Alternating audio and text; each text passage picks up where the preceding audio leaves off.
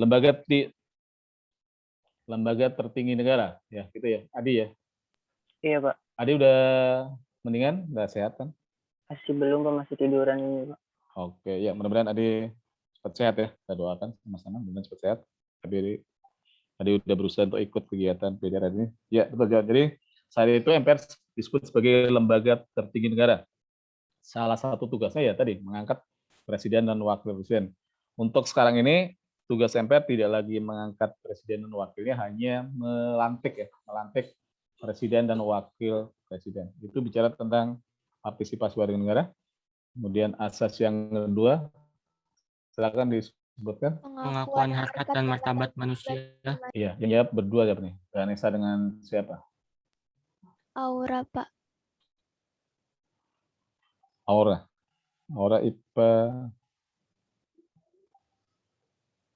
IPA 7, Pak. IPA 8. IPA 8. Tadi Aura dengan siapa? Sorry, belum saya kata. Yang laki. Tadi yang barengan Aura siapa ya? Laki-laki.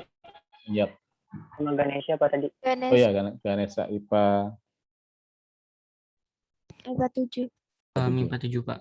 Ya, sebentar. Ganesha Rahman, betul, IPA 7. Iya, adanya pengakuan harkat dan martabat manusia ini bisa kita lihat dalam Undang-Undang Dasar tahun 1945, khususnya pasal 27 sampai 34 ya. Siapa yang tahu isi pasal 34 membahas tentang apa? Pasal 34 itu tentang apa? Pasal 34, isi pasal 34. Pasti. Ya, apa pasti?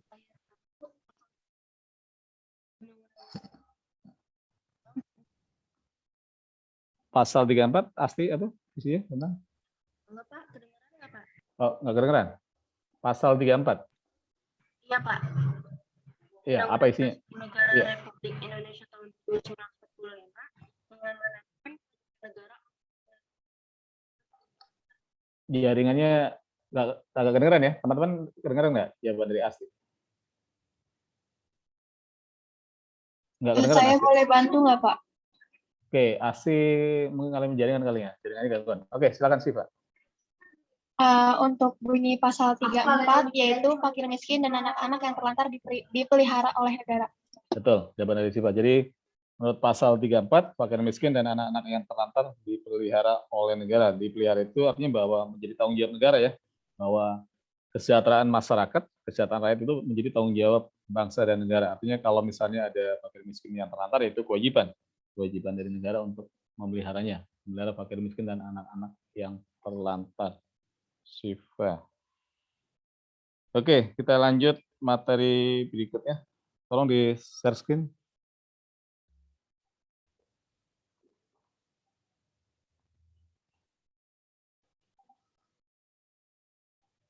Ya, Siva, makasih. Kita bahas yang berikutnya tentang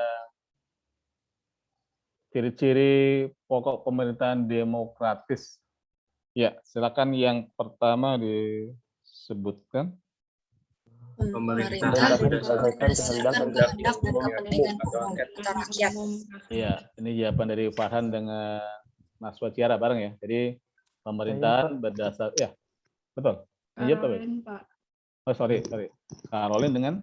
Saya Pak. Caroline, Naswaciara, Fadil, dan Farhan.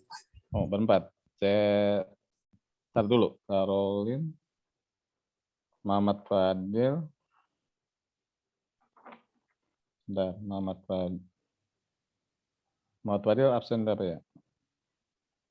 18 Pak. Ya. Caroline, Muhammad Fadil, Naswaciara.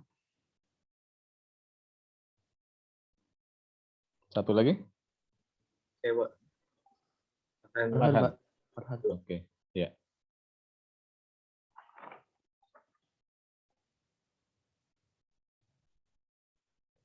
Baik, ya. Jadi itu ciri pokok yang pertama. Jadi pemerintahan berdasarkan kehendak dan kepentingan umum rakyat. Ini bisa kita jabarkan. Di situ ada misalnya tentang diidentifikasi dengan adanya konstitusional. Apa yang kalian ketahui tentang konstitusional? Jadi dalam ciri yang pertama, pemerintah berdasarkan kehendak atau yang umum itu ada identifikasinya tentang konstitusional. Apa yang dimaksud dengan konstitusional? Saya mau coba, Pak. Ya, silakan. Konstitusional adalah suatu negara yang melindungi dan menjamin terselenggaraannya hak-hak asasi manusia dan hak-hak sipil lainnya, serta membatasi kekuasaan pemerintahannya secara berimbang antara kepentingan penyelenggara negara dan warga negaranya. Ya, jadi betul sekali jawaban dari Hana. Sebenarnya konstitusi sendiri itu kan berasal dari asal kata konstitusi. Konstitusi itu hukum dasar. Hukum dasar itu ada hukum dasar yang tertulis, hukum dasar yang tidak tertulis. Tadi Hana menjelaskan bahwa dalam menjalankan kekuasaan suatu negara, itu negara harus berdasarkan atas konstitusi, atas hukum dasar ya. Jadi bagaimana menjamin tentang hak asasi manusia. Jadi di awal dijelaskan dari pasal 27 sampai pasal 34 itu dijamin dalam Undang-Undang Dasar tahun 1945. Itu betul jawabannya tentang konstitusi. Selain konstitusi di situ ada tentunya perwakilan ya dalam berdasarkan kehendak atau kepentingan umum. Silakan yang menjelaskan tentang bahwa di situ ada perwakilan. Buktinya apa? Kalau di negara kita, ya, silakan. Jadi dalam sistem demokrasi itu terdapat lembaga perwakilan rakyat yang berfungsi untuk menyampaikan aspirasi rakyat kepada pemerintah yang direalisasikan melalui lembaga DPR atau Dewan Perwakilan Rakyat yang dipilih di pemilihan umum dan kekuasaan dan kedaulatan rakyat yang dipilih oleh anggota Dewan terpilih. Betul, jawaban dari Adi. Jadi dibuktikan dengan adanya anggota lembaga perwakilan. Kalau di kita dinamakan DPR. Tadi Adi sudah menjelaskan. Semenjak tahun 2004 itu kan tadi di depan dibahas pemilunya secara langsung. Jadi termasuk pemilihan anggota DPR kita pilih secara langsung ya. Jadi bukti itu bahwa adanya perwakilan. Bahwa salah satu tugas DPR tentunya mengontrol jalannya pemerintahan dan juga menyampaikan aspirasi yang tadi saya disebutkan, aspirasi terhadap pemerintah, dari rakyat terhadap pemerintah. Itu bisa disalurkan pendapat kita melalui anggota perwakilan atau DPR. Di samping itu, di situ jelaskan adanya pemilu.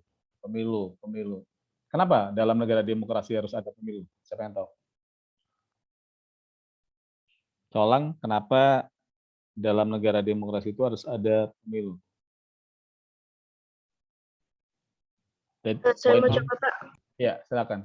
Karena warga negara berhak untuk memilih dan hasil pilihan itu berdasarkan voting dari warganya, Pak. Jadi warga memilih dan untuk warga itu sendiri.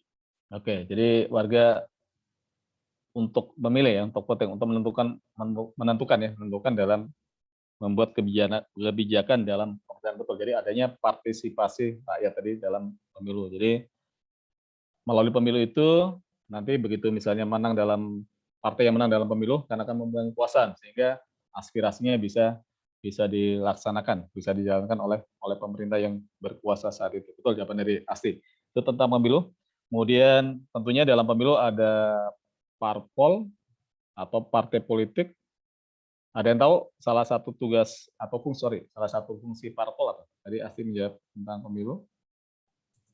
Sebagai pendidikan politik, artikulasi politik, komunikasi politik, sosialisasi politik, agregasi politik, dan rekrutmen, Pak. Iya, banyak sekali ya fungsi dari parpol yang dijelaskan oleh Ganesha. Siapa yang bisa, tadi Ganesha sudah menyebutkan, ada beberapa fungsi parpol. Ada yang mau menjelaskan? Salah satu di antara yang disebutkan oleh Ganesha, bisa sebagai sosialisasi, bisa sebagai komunikasi. Ada yang mau menjelaskan atau yang lain? Di antara tadi yang disebutkan oleh Ganesha, salah satunya apa? Silakan dijelaskan. Coba, Pak. Ya, Asti.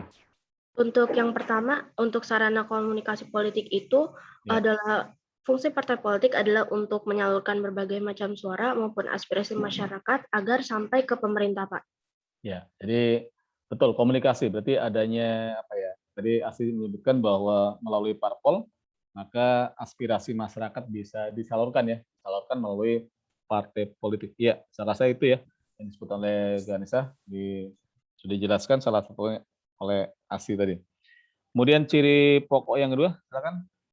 Adanya pemisahan atau pembagian kekuasaan. Oke, Rahma dengan siapa nih tadi ya? Rahma dengan Cika, Pak. Aura, Bu. Aura, Pak. Ya, sebentar. Rahma jika ora. Saya tulis dulu. Rahma. Rame IPA berapa ya? Oh, Rahma bulan tadi ya. Kemudian jika. Satu lagi aura. Aura IPA 8 ya. Oke, betul. Jadi yang kedua adanya pemisahan atau pembagian kekuasaan. Ada dua tokoh yang cukup dikenal, yaitu Montesquieu dan John Locke ya. Siapa yang tahu isi teori Montesquieu tentang pemisahan kekuasaan? Ada 3 lembaga, kita akan disebutkan teorinya Montesquieu. Montesquieu membagi kekuasaan menjadi 3. Trias politika itu jadi kekuasaan legislatif yang untuk undang-undang, habis itu eksekutif dan yudikatif. Ya, ada 3 kekuasaan yang dibuat oleh Montesquieu. Kekuasaan menurut Montesquieu itu harus dibagi 3. Jadi disebutkan oleh Ganesha ada kekuasaan eksekutif, kekuasaan yudikatif, dan kekuasaan legislatif. Tadi yang perempuan siapa ya? Person yang menjawab. Iya, Pak. Iya, silakan. Udah keduluan sama Ganesha. Oh, oke. Jelita ya? Atau Jelita bisa sebutkan yang di teorinya John Locke ada 3 juga, 3 lembaga juga. Apa teorinya, Jelita? Kalau yang John Locke itu ada yudikatif, eksekutif. Udah kayak 2 deh. Ada 3 juga, Jelita. Ada yang bisa bantu? Jadi bedanya ada di mana dengan teorinya Montesquieu? Boleh bantu. Oke. Kalau misalkan John Locke itu ada legislatif, ada eksekutif, dan juga federatif. Iya, jadi itu yang membedakan teorinya Montesquieu dengan John Locke ya, yang disebutkan oleh Nasrat Sierra. Apa yang dimaksud dengan kekuasaan federatif oleh John Locke? Siapa yang mau menjelaskan pengertian kekuasaan federatif? Kekuasaan untuk melaksanakan hubungan luar negeri, Pak. Betul, kekuasaan untuk melaksanakan hubungan luar negeri. Itu yang membedakan teorinya Montesquieu dengan John Locke ya, yang disebutkan oleh Adi tadi, kekuasaan untuk mengadakan hubungan luar negeri. Sekarang kita bahas berarti kekuasaan yang 2 yang belum kita bahas. Yang pertama kekuasaan eksekutif. Siapa mau menjelaskan yang dimaksud dengan kekuasaan? Yaitu kekuasaan untuk melaksanakan undang-undang termasuk kekuasaan untuk mengadili setiap pelanggaran terhadap undang-undang. Maaf Pak tadi. Ya, Caroline ya dari IPA 8. Yang dimaksud dengan kekuasaan eksekutif, kekuasaan untuk melaksanakan undang-undang. Kalau di negara Indonesia, siapa yang melaksanakan undang-undang? Silakan. Presiden, Pak. Presiden, Jelita. Barengan dengan siapa? Yang melaksanakan kementerian, Pak. Iya, Jelita dengan siapa nih? Tadi saya juga jawab presiden, Pak. Iya, siapa aja? Presiden, Nasrat Sierra. Satu lagi yang laki? Siapa yang kementerian, Pak? Iya, Farhan. Masuk kementerian, ya. Jadi betul. Jadi di situ yang bertugas melaksanakan kekuasaan eksekutif adalah presiden, wakil presiden, dan pembantunya. Pembantunya siapa? Menteri-menteri. Tadi disebutkan oleh Farhan ya. Jadi tolong memegang kekuasaan eksekutif adalah presiden bersama pembantunya. Pembantunya siapa? Menteri-menteri saya katakan ya. Jadi menteri itu bukan pembantu biasa ya. Pembantu yang sangat berperan sekali dalam penyelenggaraan suatu pemerintahan. Itu dinamakan kekuasaan eksekutif, baik teorinya John Locke maupun teorinya Montesquieu. Yang kedua kekuasaan legislatif ya. Apa pengertian? Kekuasaan untuk membuat undang-undang. Ya, kekuasaan untuk membentuk undang-undang. Asli dengan Nasrat Sierra ya. Hanya berdua ya? Ada lagi atau? Sama Jelita. Saya juga, Pak. Bersama Jelita. Asli Nasrat Sierra. Jelita sama Nur Aini berempat? Ya. Nur Aini IPA berapa? IPA 7, Pak. Sebentar, Nur Aini IPA 7. Absen berapa ya Nur Aini? 27, Pak. Ya, Nur Aini Fajri ya. Oke. Ya, jadi itu yang dimaksud dengan kekuasaan yudikatif ya. Bicara kekuasaan yudikatif, kita mengenal ada 3 lembaga pengadilan. Menurut tingkatannya ada 3 lembaga pengadilan. Siapa yang bisa menyebutkan dari tingkat yang paling bawah sampai yang paling atas. Ada 3 lembaga saya katakan. Komisi Pengadilan- Yudisial. Komisi Yudisial, Mahkamah Konstitusi, Mahkamah Agung. Oke, kalau itu Hana, dan berarti itu dari macam. Kalau yang saya tanyakan macam-macam pengadilan berdasarkan tingkatan, dari paling bawah yang ke atas. Kalau tadi berarti macamnya ya. Nah, tapi kalau dari tingkatannya, dari paling bawah ke atas, pengadilan apa yang kalian ketahui? DPD, DPR, MPR. Oh, bukan. Kalau itu lembaga Dewan Perwakilan Rakyat. Pengadilan, bicara pengadilan.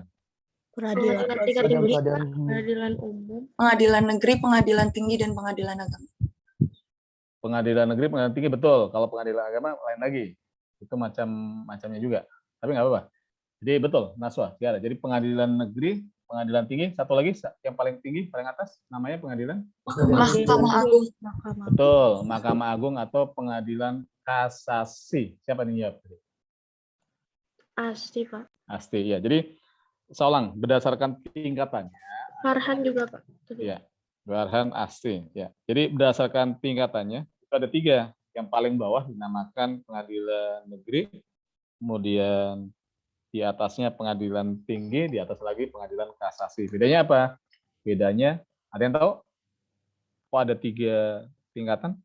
Siapa yang bisa menjelaskan? Kalau ada kasus itu gimana tuh? Kalau ada kasus tindak terlarang? Tingkatan pengajuan banding. Betul, untuk pengajuan banding, Mas Baciara ya. Jadi contohnya misalnya kalau ada kasus taruhan misal korupsi ataupun yang lain, biasanya yang kasus besar ya, pembunuhan misalnya, itu bisa banding biasanya. Tapi kalau kasus-kasus ringan, biasanya nggak sampai banding ya, karena biasanya nggak hukumannya nggak terlalu berat.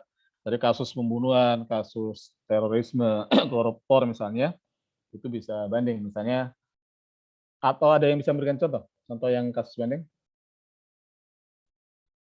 Ada yang pernah ikuti? Yang banding akhirnya hukumannya bisa lebih tinggi atau lebih rendah atau bahkan atau sama? Ikuti nggak kasusnya Angelina Sonda yang dihukum sampai hari ini belum keluar ya? Kemungkinan tahun depan baru keluar dari tahanan. Kalau Dahlan Iskan, Pak? Gimana, Fadil? Kalau yang Dahlan Iskan, yang dia kasus korupsi.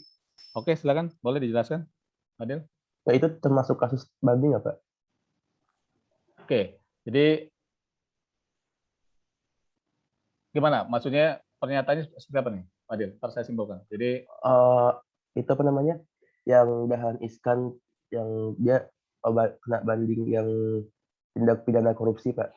Yang didakwakan dalam pidana subsidiar gitu. Mantan menteri yang yang akhirnya tuh si Dahlan Iskan tuh dengan yang banding itu dia dibebaskan, Pak. Oh, dibebaskan. Iya. Oke. Betul. Jadi kalau bicara banding, Fadil ya, dan yang lainnya bahwa ada kemungkinan hukumannya lebih ringan, ada kemungkinan hukumannya sama, ada kemungkinan hukumannya lebih berat. Ya. Jadi apapun putusan di pengadilan banding, misalnya kan pertama di pengadilan negeri, begitu banding ke pengadilan tinggi, nanti itu putusan yang harus dilaksanakan. Jadi saya contohkan kalau tadi Fadil mengatakan Dahlan Iskan ya, mantan menteri ya, itu banding kemudian dibebaskan, itu termasuk ya. Kalau yang kasusnya lebih berat, saya contohkan tadi saya katakan Angelina Sonda. Jadi waktu di pengadilan negeri hukumannya itu sebenarnya nggak terlalu lama, tapi begitu banding ke pengadilan tinggi ditambah lagi. Jadi saya udah berapa tahun ya? Informasi yang terakhir itu tahun depan baru bisa keluar dibebaskan dari tahanan. Itu artinya bahwa begitu banding ada 3 kemungkinan ya. Kemungkinannya itu bisa sama, bisa lebih ringan, bisa lebih tinggi. Itu betul, bedanya seperti itu ya. Untuk banding. Saya katakan biasanya kasus-kasus yang besar. Oke. Itu bicara tentang pengadilan. Kalau macamnya banyak ya. Tadi disebutkan ada pengadilan agama, ada pengadilan militer, ada pengadilan tata usaha negara dan lain sebagainya. Kemudian yang ketiga, ciri yang ketiga silakan disebutkan. Adanya pertanggungjawaban Adanya oleh pelaksana pertanggungjawaban oleh pemerintahan atau pemerintahan eksekutif. eksekutif. eksekutif. Ya, ini siapa aja nih? Adanya pertanggungjawaban pelaksanaan pemerintahan. Yang jawab siapa aja nih? Hana Faiza. Ini Pak. Hana. Fairusi, Pak. Ya, sebentar. Hana Fairusi. Hana IPA 7. Kemudian Fairusi IPA? IPA 8. Sebentar. Fairusi IPA 8. Ada lagi? Ganesha. Ganesha IPA 7. Adi Pak. Adi IPA 8. Ada lagi yang barengan tadi? Nuraini Pak. Nuraini IPA 7.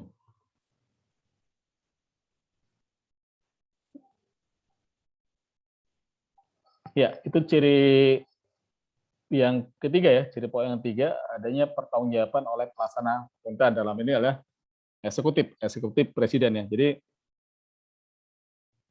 kenapa eksekutif harus bertanggung jawab terhadap pelaksanaan pemerintahan? Kira-kira alasannya apa? Saya boleh coba jawab, Pak.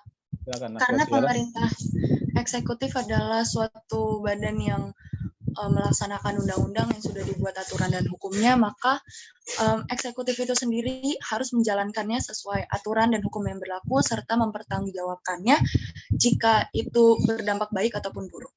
Iya, jadi betul. Kalau namanya penguasa, itu harus mempertanggungjawabkan. Sebagaimana dijelaskan oleh Nasrul Syiar tadi, artinya karena pemegang kekuasaannya, pemegang berdala eksekutif, dalam hal ini misalnya presiden, maka presiden harus mempertanggungjawabkan kekuasaannya. Artinya harus dipertanggungjawabkan, karena di sini berkaitan dengan kebijakan-kebijakan yang dikeluarkan, misalnya gimana mempertanggungjawabkan anggaran yang dipakai, itu harus dipertanggungjawabkan di mana? Tentunya di hadapan rakyat dan tidak yang salah. Di hadapan terhadap Tuhan Yang Maha Esa itu harus dapat dipertanggungjawabkan sebagai seorang pemimpin suatu negara. Jadi tanggung jawabnya luar biasa ya, bukan hanya di dunia tapi juga di akhirat nanti. Jadi itulah tanggung jawab yang harus dipikul oleh seorang presiden atau pemimpin dalam suatu negara. Tentunya tugasnya mulia, tapi tanggung jawabnya juga tidak main-main, harus dapat dipertanggungjawabkan. Baik, kemudian lanjut, Siva, untuk slide berikutnya. Ini yang share screen Aura, Pak. Oh, sorry. Aura, ya, sorry, Aura.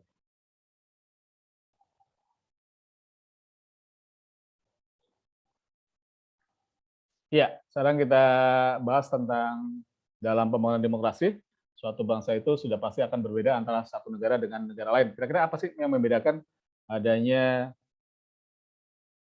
negara menggunakan demokrasi itu berbeda nih? Misalnya kalau di Amerika namanya demokrasi liberal, di Indonesia namanya demokrasi Pancasila. Tadi jelaskan bahwa pembangunan demokrasi suatu bangsa itu pasti akan berbeda antara satu negara dengan negara lain. Apa yang membedakan daripada macam-macam demokrasi yang dianut, apa sih yang membedakan? Ya, Pak. Ya. Kalau Indonesia itu kemudian menganut prinsip jika dalam pembuatan keputusan harus dilakukan melalui usaha musyawarah, Pak. Ya. Iya, Pak. Ya. Sedangkan di Amerika? Pada Amerika itu lebih ke voting, Pak. Jadi penghitungan suara gitu. Ya. Ada apa ya? Demokrasinya namanya demokrasi liberal. Berarti demokrasi liberal itu apa, Pak? Demokrasi yang mengutamakan liberal. Liberal artinya apa? Lebih liberal itu lebih ke kebebasan ya, seperti itu. Betul, kebebasan. Jadi demokrasi yang mengutamakan kebebasan individu ya, demokrasi liberal di Amerika. Jadi tentunya masing-masing negara itu punya demokrasi yang berbeda. Kalau di Amerika namanya tadi dijelaskan oleh Farhan, demokrasi liberal, demokrasi yang mengutamakan kebebasan individu, betul. Jadi kalau di kita sebaliknya, kita demokrasi Pancasila, tadi mengutamakan musyawarah untuk mufakat. Jadi masing-masing negara punya prinsip lah, punya dasar yang dijadikan kenapa menggunakan demokrasi liberal, kenapa menggunakan demokrasi Pancasila dan seterusnya. Jadi demokrasi di suatu negara yang diterapkan di Amerika bagus ya, demokrasi liberal, tapi belum tentu diterapkan di Indonesia itu bagus. Jadi tergantung daripada kondisi negaranya, masyarakatnya. Di masyarakat Indonesia lebih cocok menggunakan demokrasi Pancasila. Ya, itu Itu penjelasan yang di atas. Kemudian pembangunan demokrasi itu akan disesuaikan dengan prinsip-prinsip demokrasi yang berlaku universal. Jadi demokrasi yang berlaku umum. Yang pertama itu keterlibatan warga negara dalam pembuatan keputusan. Siapa yang bisa menjelaskan? Ini tadi di depan sempat dibahas ya. Bisa, Pak. Saya mau jelasin boleh Pak? Silakan. Siapa Nuraini ya? Iya, Pak. Silakan. Keterlibatan warga negara dalam pemerintahan ini biasanya terutama ditunjukkan mengandalkan tindakan para pemimpin politik. Dalam hal ini, pemilu menjadi salah satu cara untuk melakukan persiapan. Selain itu juga, masyarakat menyampaikan kritik, pengajuan usul, atau memperjuangkan kepentingan melalui saluran-saluran lain yang demokratis, sesuai dengan undang-undang. Oke, betul jawaban dari Nuraini. Ada yang mau menambahkan selain jawaban dari Nuraini? Saya Pak boleh? Ya, silakan Naswa. Di sini ditulis keterlibatan warga negara dalam pembuatan keputusan. Tadi kan kita udah sempat bahas tentang DPR. DPR merupakan perwakilan dari rakyat. Jadi ketika kita membuat undang-undang, membuat keputusan-keputusan baru yang di pemerintahan, maka DPR lah sebagai perwakilan rakyat yang juga membantu dalam pembuatan keputusan. Ya, jadi semakin lengkap ya jawaban dari Naswa Ciara dengan tadi Nuraini bahwa keterlibatannya itu banyak hal, bisa melalui menjadi anggota DPR, menjadi pemegang kekuasaan dalam ini di pemerintahan, bisa juga masyarakat melalui kritik, demonstrasi termasuk ya, demonstrasi itu termasuk keterlibatan, tapi tentunya demonstrasi yang sesuai dengan aturan yang berlaku. Jadi jangan sampai misalnya merusak fasilitas umum atau bertindak anarkis. Biasanya ada oknum-oknum yang menggunakan kesempatan ya dalam demonstrasi sehingga terjadi kerusuhan. Saya katakan kalau demonstrasinya sesuai dengan aturan itu bagus, itu termasuk partisipasi warga negara dalam pembuatan keputusan. Oke, kemudian yang kedua, secara umum prinsip demokrasi secara umum kedua, silakan. Tingkat persamaan atau kesetaraan tertentu di antara warga negara. Ya, Aura dengan Hana ya. Kita bahas sekarang Aura IPA 8 dengan Hana. Bentar.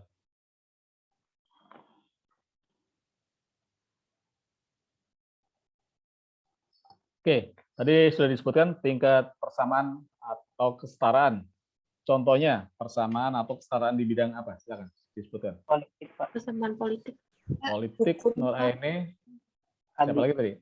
Sosial. Adi ya? Betul, politik, sosial. Persamaan hukum. Persamaan hak dan Persamaan hak. kewajiban. Ya, Persamaan belum saya, ekonomi. oke, betul semua jawabannya. Cuman belum saya data. Jadi yang jawab Adi, siapa lagi ya? Hana. Hana, sebentar. Muhammad Adi, kemudian Hana. Siapa lagi? Jelita, Pak. Jelita, lanjut. Aura, Pak. Aura, Tahliarsti, Pak. Asti. Tahliarsti Nabila, atau Pak. Asti? Ya, sebentar. Asti. Nabila, IPA? IPA 7. Nabila Ramadanti? Iya. Oke. Ya, betul. Jadi setara, sama di bidang politik, ekonomi, sosial, budaya, hukum. Ya, jadi Polek Sosbud Hankam, termasuk pertahanan keamanan ya. Kalau disingkat Polek Sosbud Hankam, politik, ekonomi, sosial, budaya, pertahanan dan keamanan itu semuanya sama ya. Kesetaraan, punya persamaan atau kesetaraan. Yang ketiga, tingkat kebebasan atau kemerdekaan tertentu yang diakui dan dipakai oleh warga negara. Kebebasan apa nih yang dimiliki oleh warga negara? Silakan dijelaskan. Kebebasan untuk menyatakan pendapat, berkumpul, atau berserikat. Betul, kebebasan mengeluarkan pendapat, berkumpul atau berserikat itu sudah dijelaskan ya dalam Undang-Undang Dasar pasal berapa? Siapa tahu? Saya ingat pasal berapa? Kebebasan berpendapat, berkumpul, mengeluarkan pikiran dengan lisan dan tulisan dan sebagainya pasal. Ada yang sudah pasal 28 betul. Naswa Ciara dengan siapa? Hana, Pak. Dengan Hana ya. Kebebasan berpendapat tadi dijelaskan dalam pasal 28. Kemerdekaan berserikat, berkumpul, mengeluarkan pikiran dengan lisan dan tulisan dan sebagainya ditetapkan dengan undang-undang. Betul. Itu contoh kebebasan. Masih banyak ya selain kebebasan berpendapat, kebebasan apa yang berikutnya? Kebebasan memeluk agama, Pak. Betul, kebebasan memeluk agama. Nabila. Iya, jadi banyak sekali sebenarnya kebebasan yang dimiliki oleh warga negara. Kita lanjut yang terakhir, yaitu yang keempat, penghormatan terhadap supremasi hukum. Apa yang dimaksud dengan supremasi hukum? Supremasi hukum. Silakan, yang dimaksud dengan supremasi hukum. Supremasi hukum adalah upaya atau kiat untuk menegakkan dan memposisikan hukum pada tempat yang tertinggi dari segala-galanya, menjadikan hukum sebagai komandan atau panglima untuk melindungi dan menjaga stabilitas kehidupan berbangsa dan bernegara. Oke, betul sekali. Ada yang mau menjelaskan lagi selain dari Hana tentang supremasi hukum? Ya, silakan. Naswa Ciara. Iya, di sini kan supremasi hukum kita taruh sebagai tertinggi ya Pak Mas. Hukum tuh adalah hukum tertinggi gitu. Jadi segala apa yang kita lakukan, apa yang akan kita perbuat ke depannya harus bisa dipertanggungjawabkan kepada hukum. Harus juga kita melihat sesuatu ataupun melakukan sesuatu itu dengan melihat hukum yang berlaku, apakah ini dibolehkan, apakah ini dilarang, dan segala macam. Iya, betul ya. Baik dari Nabila ya sama Naswa Ciara bahwa hukum itu sebagai panglima tertinggi, punya kedudukan yang tinggi, di mana semua warga negara itu harus patuh dan tunduk terhadap hukum yang berlaku. Jadi jangan sampai politik sebagai panglima, tapi balik ya, harusnya yang menjadi panglima tertinggi adalah hukum. Sehingga kalau hukum dijadikan sebagai panglima tertinggi, sebagai punya kedudukan yang paling tinggi, ini tentunya tujuan negara kita akan bisa segera tercapai. Ya. Baik, saya rasa itu ya materi pada hari ini. Ini partisipannya 76. Saya absen dulu ya. Jadi atau bisa di cross check sekretaris kelasnya di IPA 7 yang nggak hadir, bisa dilihat nggak di partisipan? Atau perlu saya absen satu-satu? Untuk IPA 8, Kalista izin. IPA 8 Alisa izin. Kalista, Pak. Kalista izin. Itu Kalista izin vaksin ya, Pak. Terus ya, sama Fikri sakit. Fikri sakit. 2 siswa. Fikri. Fikri Abirama. Jadi ya mudah-mudahan sekarang sehat Fikri. 2 ya. Kemudian di IPA 8 ada IPA 7 ada informasi?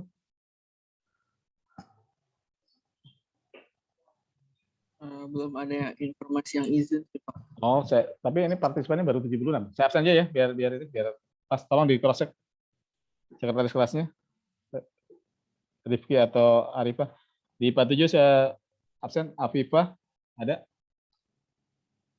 Hadir, Pak. Oke, makasih. Alif Zehan ada, tadi di chat ada terangkat. Kemudian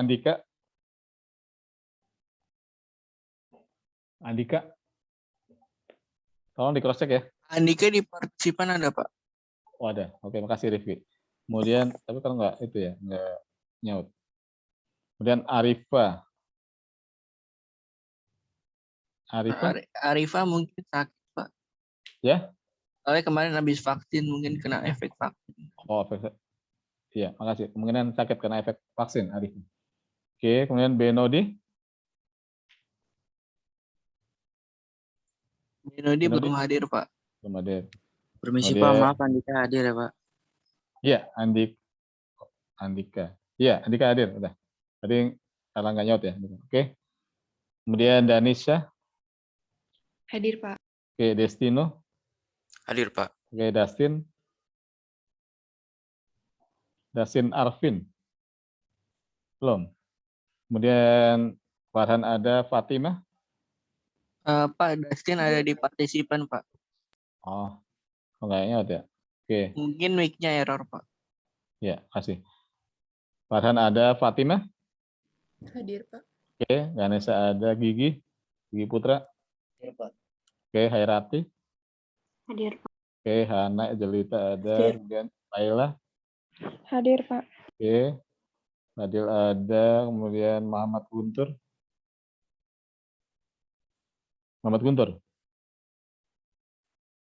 Belum.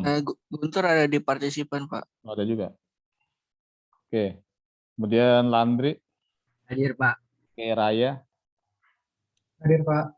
Oke. Raken. Hadir, Pak. Ya, Ramdhani. Muhammad Ramdhani. Muhammad Ramdhani belum? Di cross check ya? Belum Pak, ada. Muhammad Ramdhani.